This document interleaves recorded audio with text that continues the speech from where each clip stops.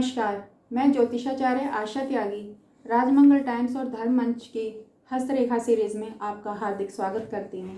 पिछली वीडियोस में हमने पढ़ा कि अंगूठे के बारे में। अब आज हम पढ़ेंगे उंगलियों के बारे में। उंगलियों के बारे में जैसे कि जो हमारी गुरु की उंगली होती है इसे हम तर्जनी बोलते हैं। जो हमारी शनि की उंगली होती है इसे हम मध्यमा बोलते हैं। और जो हमारी सूर्य की या रिंग फिंगर होती है इसे हम अनामिका बोलते हैं। और जो सबसे छोटी फिंगर होती है हमारी, ये बुध की होती है, इसे हम कनिष्ठा बोलते हैं। आज हम सबसे पहले तर्जनी फिंगर के बारे में कुछ जानकारी लेंगे। तर्जनी फिंगर जो है चारों उंगलियों में तीन तीन खंड में बटी हुई होती हैं उंगलियां हमारी, इस तरीके से, क्योंकि इनके जो पोर हैं ये प्रथम पोर, ये द्वितीय पोर और ये तृतीय पोर। तो हर फिंगर जो है इसी तरीके से तीन तीन पार्ट्स में डिवाइड होती है। इन चारों उंगलियों में नैसर्गिक रूप से अगर देखा जाए तो मध्यमा उंगली सबसे बड़ी होती है।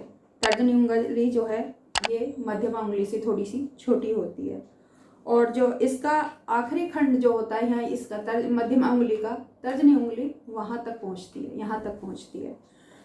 और अनामिका उंगली जो है वो हमारी कभी कभी हमारी जो बृहस्पति की उंगली है इससे ये बराबर भी होती है और कभी कभी इससे थोड़ी सी ये ज़्यादा भी होती है।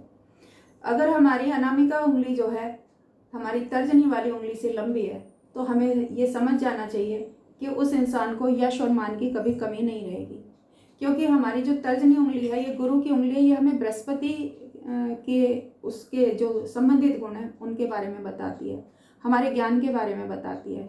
लेकिन एक इंसान, ये ज़रूरी नहीं है कि वो शिक्षा से ही ज्ञानी बने, या ये ज़रूरी भी नहीं है कि किसी किसी इंसान को बाय बर्थ भी बहुत ज़्यादा यश और मान मिल जाता है। तो इस तरीके से अगर हमारी अनामिका उंगली से ये उंगली छोटी है तो उसमें कुछ ज्ञान की कमी होगी, लेकिन उसे यशमान बहुत मिल जाएगा।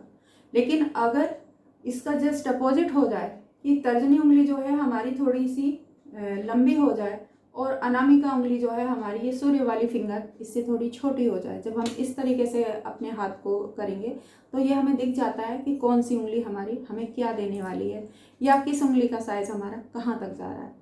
तो फिर हमारा जो है ज्ञान ज़्यादा होगा लेकिन उसको यशमान थोड़ा सा कम मिलेगा। उसी तरीके से अगर शनि की फिंगर जो है, ये मध्यमा उंगली जो है, ये बहुत लंबी हुई तो उस इंसान को जीवन में संघर्ष बहुत करना पड़ेगा, क्योंकि ये हमें शनि की है तो शनि कर्म करना सिखाता है। तो इस तरीके से हमने तर्जनी, जो है मध्यमा, अनामिका और कनिष्ठा उंगली के बारे में जाना। थोड़ी या बहुत लंबाई में फ़र्क होता है और उसी से हमारी जो प्रेडिक्शन है वो बदल जाती है। तर्जनी उंगली जो है वो पहली उंगली है जो अंगूठे के पास से ये वाली होती है। इसके मूल में गुरु पर्वत होता है, यहाँ पे हमारा गुरु पर्वत होता है। तर्जनी के पास मध्यमा उंगली, वो मैंने बता दिया है आपको, मूल में शनि, यहाँ पे शनि पर्वत होता है। इसके जो अनामिका है इसके मूल में सूर्य पर्वत होता है, और जो कनिष्ठा उंगली है उसके मूल में बुध पर्वत होता है। इन सभी उंगलियों में ये सबसे छोटी होती है। तो आज हम तर्जनी उंगली के बारे में थोड़ा विस्तार से जानेंगे। इसे हम इंडेक्स फिंगर कहते हैं। जब भी हम किसी चीज़ को पॉइंट आउट करते हैं तो हम उसकी तरफ इशारा करते हैं इस तरीके से, तो इसलिए इसको इंडेक्स फिंगर भी कहते हैं। अधिकतर लोगों के हाथ में ये उंगली अनामिका से छोटी ही पाई जाती है, मोस्टली जो है ये छोटी ही पाई जाती है।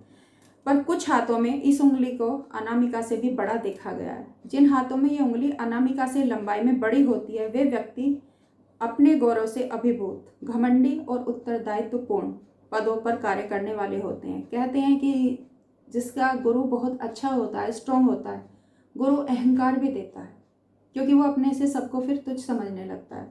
तो इसलिए इसे जो है हमने बोला कि घमंडी होगा और अपने गौरव से अभिभूत होगा, अपने आप में मस्त रहने वाला, दूसरे को थोड़ा सा कमतर समझने वाला।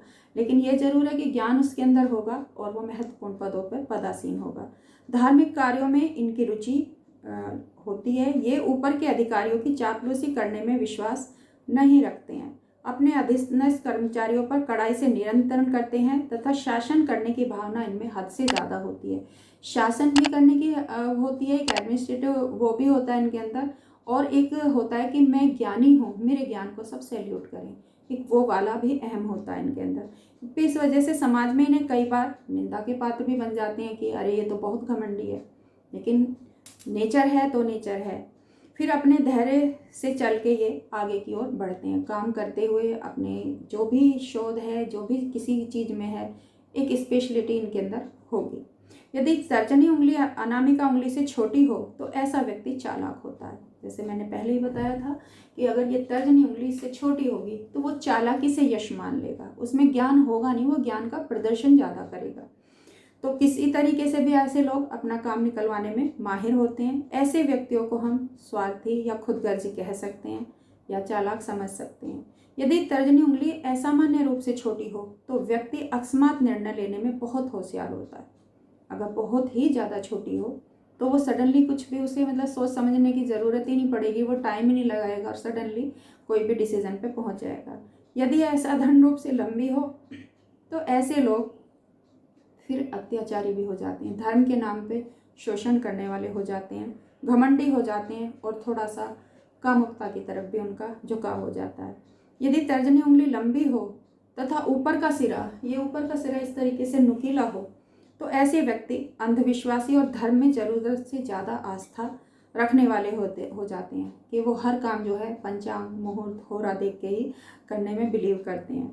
यदि ये उंगली लंबी हो परंतु ऊपर का हिस्सा वर्गाकार हो, अगर ये हिस्सा हमारा इस तरीके से थोड़ा सा वर्गाकार हो, इस तरीके की उंगलियां ऊपर से होती हैं, तो ऐसे व्यक्ति सच्चरित्र तथा उदार प्रवृत्ति के होते हैं। यदि तर्जनी उंगली औसत लंबाई लिए हुए हो और उसके आगे का भाग चपटा हो, ये थोड़ा सा इस तरीके से चपटा सा होता है, जैसा कि आपने लेबर क्लास लोगों का कभी देखा होगा, तो वो लोग डावाडोल मनस्थिति वाले होते हैं।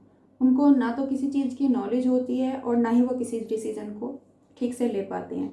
उनको जहाँ अपना हित दिखाई देता है वो उस तरफ झुक जाते हैं। तो इस तरीके से जो है हम उंगली के आकार से देख के या जो उसका पोरा है उसके आकार को देखकर या उसकी साइज़ को देखकर ये सारे डिसीजन ले सकते हैं कि सामने वाला जो पर्सन हमारे सामने बैठा है वो किस हद तक ज्ञानी है या ज्ञान का प्रदर्शन कर रहा है। उंगली का पहला पर्व अगर लंबा होता है, ये वाला पर्व मैंने जैसे बताया, ये पहला पर्व अगर उंगली का लंबा होता है तो ऐसा व्यक्ति आत्मविश्वासी कहा जाएगा। एक होता है आत्मविश्वासी, एक होता है अति आत्मविश्वासी। अगर हद से ज़्यादा लंबा है तो अति आत्मविश्वासी होगा। यदि मध्य का भाग, ये वाला पर्व लंबा है, जैसा कि इसमें शो हो रहा है, मैंने डिवीज़न जो किया है, मध्य वाला भाग जो है ये लंबा होता है तो उसकी इच्छाएं बहुत बड़ी चढ़ी होती हैं। मुझे ज्ञान गुरु से सम्मानित किया जाए, मुझे धर्म गुरु से सम्मानित किया जाए। यदि तीसरा पर्व लंबा होता है, ये यहाँ से लेके ये थर्ड है, अगर ये तीसरा पर्व लंबा होगा किसी का तो ऐसा व्यक्ति जरूरत से ज़्यादा घमंड और अभिमान होगा उसके अंदर। यदि मध्यमा और प्रथमा दोनों ही उंगलियां बराबर हों तो ऐसे व्यक्ति पूरे संसार में सम्मान के पात्र होते हैं, सम्मानित होते हैं।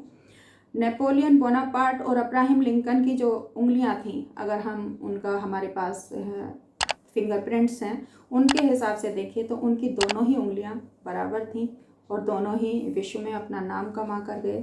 तो इस प्रकार से हमने देखा कि तर्जनी उंगली का आकार, उसके पोरों का बनावट, उसकी जो ऊपर से वो है चपटा है, संकरा है या किस तरीके से है, नुकीला है, उसके आधार पे हम किसी के भी बारे में आकलन कर सकते हैं कि वो व्यक्ति बाय नेचर व्यवहार से कैसा है, जो ऊपर से दिख रहा है वो ऐसा है भी या नहीं है।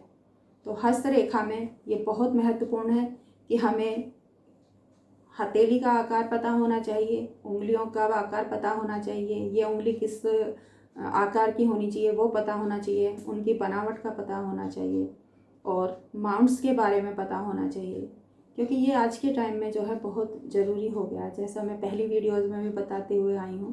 क्योंकि हम इंडिविजुअल फैमिलीज़ में रह रहे हैं, सुरक्षा की दृष्टि से हस्तरेखा का ज्ञान बहुत महत्वपूर्ण है। तो इसी के साथ नमस्कार। अगली वीडियो में मध्यमा उंगली के लिए आपके सामने फिर से हाजिर होते हैं।